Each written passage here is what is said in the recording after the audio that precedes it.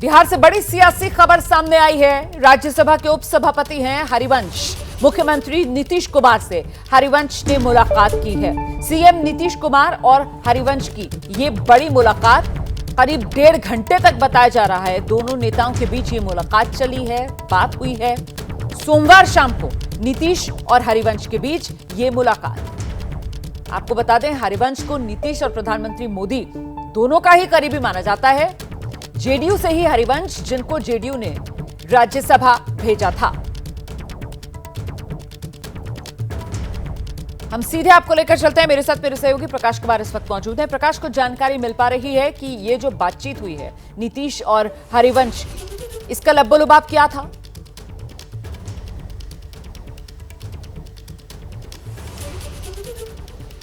रोमाना, ये बिहार की अब तक की सबसे बड़ी खबर है और ख़ासतौर से तब जब तेजस्वी चार्जशीटेड हुए हैं, उसके बाद से जो राजनीतिक परिस्थितियां बन रही है, तो उसमें ये बड़ी खबर है कि क्या हरिवंश जी की मुलाकात जो नीतीश कुमार से हुई है, क्या वो सिर्फ एक औपचारिकता है, जिस औपचारिकता में कहा जा रहा है कि नीतीश कुमार अपने सभी विधायकों, विधान पार्षदों और सांसदों से एक एक कर मिल रहे हैं, तो क्या ये माना जाए कि उसी कड़ी का ये हिस्सा है? लेकिन राजनीति तो कुछ और कहता है। राजनीति कहती है कि इस वक्त में हरिवंश जी से जो मुलाकात हुई है उसके बड़े मायने हैं। हालांकि सियासत में कोई कभी कह नहीं सकता है कि आखिर मुलाकात के क्या मायने हो सकते हैं। स्थिति परिस्थिति के हिसाब से बदलते रहता है, कुछ भी परमानेंट नहीं होता है। तो ऐसे में हरिवंश जी से मुलाकात होना, और ख़ास तौर से तब जब से वो दोबारा उपसभापति बनाए गए थे, उसके बाद से उनकी कोई बातचीत नहीं होती थी। तो ऐसे में ये जो बातचीत का सिलसिला है, ये जो शुरू हुआ है, माफ़ कीजिएगा फ़ोन डिस्कनेक्ट हो गया था, रोमाना, तो ये जो बातचीत हुई है, इस बातचीत में क्या निकल कर सामने आता है? मुझे याद है वो किस्सा जब हरिवंश जी को उपसभापति बनाए जाने के लिए नाम लेकर के प्रधानमंत्री ने कहा था कि हरिवंश जी को ही उपसभापति बनाया जाए, तो इसको लेकर के जेडीयू में काफ़ी गुस्सा था कि नाम लेकर उन्होंने कैसे प्रस्ताव दिया। लेकिन आज जो मुलाकात हुई है, ये कहा जा सकता है कि कुछ भी हो सकता है, लेकिन कुछ भी का मतलब ये नहीं है कि नीतीश कुमार तुरंत महागठबंधन छोड़ के जा सकते हैं या दोबारा वो किसी और जा सकते हैं। लेकिन ये मुलाकात काफ़ी अहम है। रोमाना, देखिए, सवाल तो तब भी उठे थे जब पूरे विपक्ष की तरफ से बहिष्कार किया गया था नए संसद के उद्घाटन का, और उपसभापति के तौर पर हरिवंश नारायण सिंह वहां पर मौजूद थे, और उसके बाद से अब तक कोई मुलाकात नहीं। यही पहली मुलाकात, प्रकाश?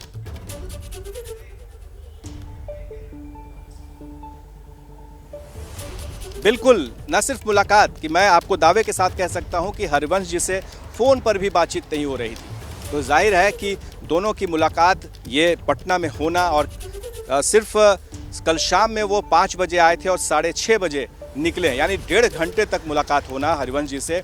क्या पुरानी बातें हुई होंगी, क्या आने वाले दिनों में क्या हो सकता है, किस ओर राजनीति जा सकती है, और हरिवंश जी का क्या रोल हो सकता है, कैसे वो आगे बढ़ सकते हैं, इस पर से पर्दा उठना बाकी है। लेकिन इतना जरूर कहा जा सकता है कि और बिहार और पटना के सियासी गलियारों में क्या कयास लग रहे हैं इस बैठक और मुलाकात को लेकर? क्या दिल्ली से भेजे गए दूत के तौर पर देखा जा रहा है हरिवंश नारायण सिंह को पटना में?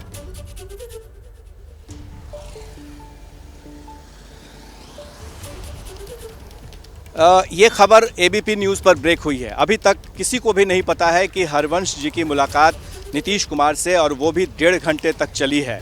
तो जाहिर है कि कुछ करीबी लोग ही थे जिन्हें पता था, लेकिन बाकी लोगों को हमारे चैनल एबीपी न्यूज़ के माध्यम से ही पता चल रहा होगा कि हरिवंश की मुलाकात नीतीश कुमार की 1.5 घंटे तक हुई है। और इस मुलाकात को लेकर जाहिर है कि कयास लगाए जाएंगे, क्योंकि राजनीतिक हलकों में इस बात को हर कोई जानता था कि नीतीश कुमार और हरिवंश जी के बीच कोई बातचीत नहीं हो रही है। यहाँ तक कि फ़ोन पर भी बातचीत नहीं हो रही थी।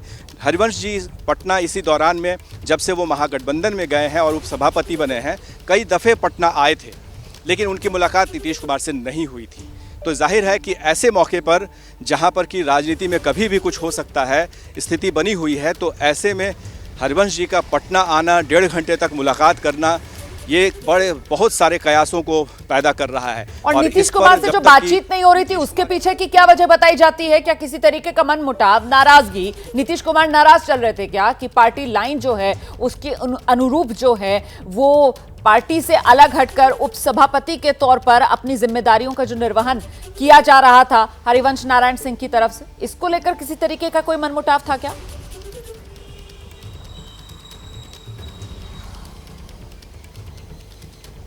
देखिए, जो मुझे जानकारी है उसके मुताबिक नरेंद्र मोदी प्रधानमंत्री उन्होंने खुद फ़ोन किया नीतीश कुमार को और नाम लेकर के कहा था कि वो हरिवंश नारायण सिंह को ही उपसभापति बनाना चाहते हैं। तो इस तेवर को लेकर के जेडीयू के अंदर में काफ़ी नाराज़गी थी और ये कहा जा रहा था कि बीजेपी जो है वो अपने टर्म्स डिक्टेट कर रहा है और उसके बाद से उन्हें लग रहा था कि हरिवंश जो है वो बीजेपी के ज्यादा करीब आ चुके हैं और उन्हीं के कहने पर वो चल रहे हैं। तो इसी वजह से मेरे साथ रहिए प्रकाश, आप रहिए मेरे साथ, मैं लौटूंगी आपके पास। हमारे साथ इस वक्त आरजेडी के प्रवक्ता शक्ति यादव मौजूद हैं। जरा शक्ति जी से जानते हैं। शक्ति जी, आप तक पहुंची है खबर या नहीं? हरिवंश जी बिहार पटना आए और सोमवार मतलब कल करीब 1.5 घंटे तक मुलाकात हुई है नीतीश कुमार से। आप किस रूप में देख रहे हैं इस मुलाकात को?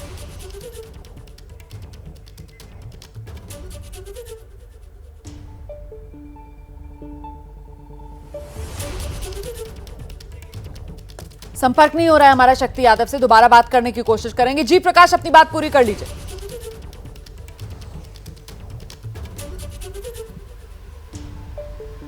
देखिए, तो दूरियां जो वो बन रही थी नीतीश कुमार की, और वो इस बात को लेकर चल रहा था कि बीजेपी, एक तो नीतीश कुमार पहले से ही नाराज, एक बार फिर से आपको रोकूंगी। अब जानकारी मिल रही है कि अब हमारे साथ हैं शक्ति यादव जी। शक्ति यादव जी, आवाज मिल रही है मेरी?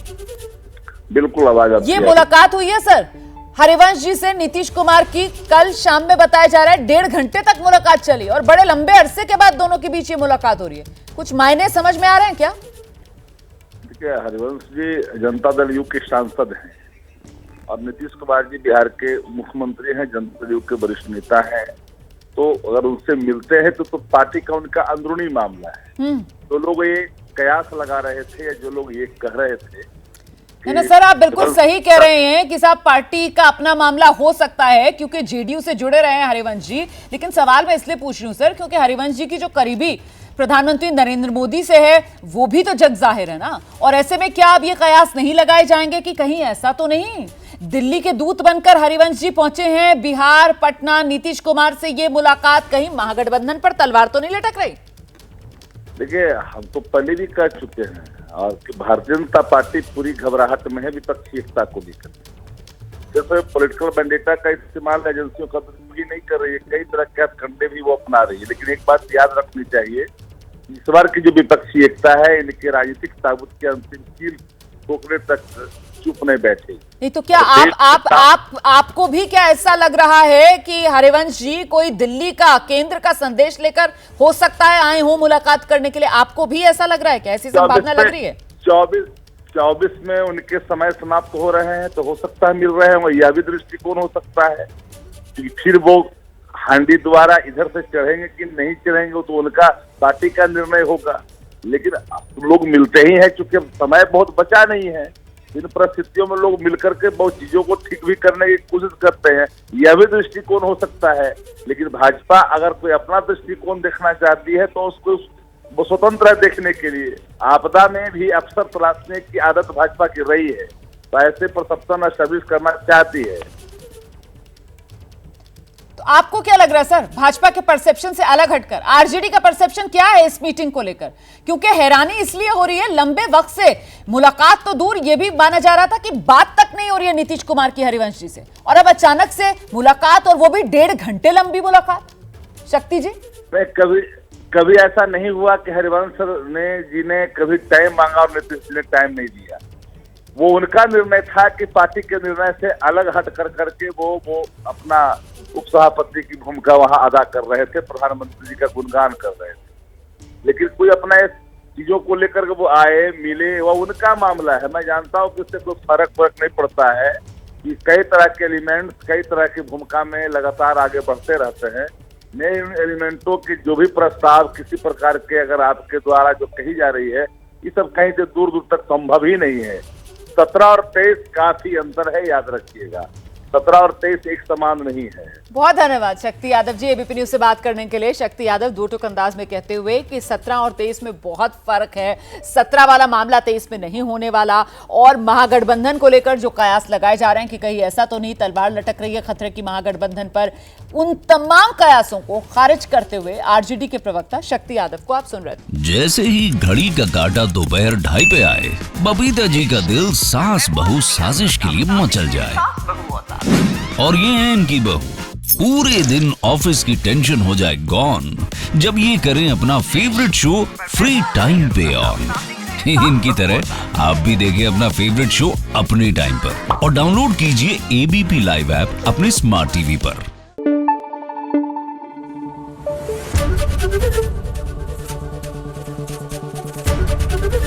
एबीपी न्यूज आपको रखे आगे।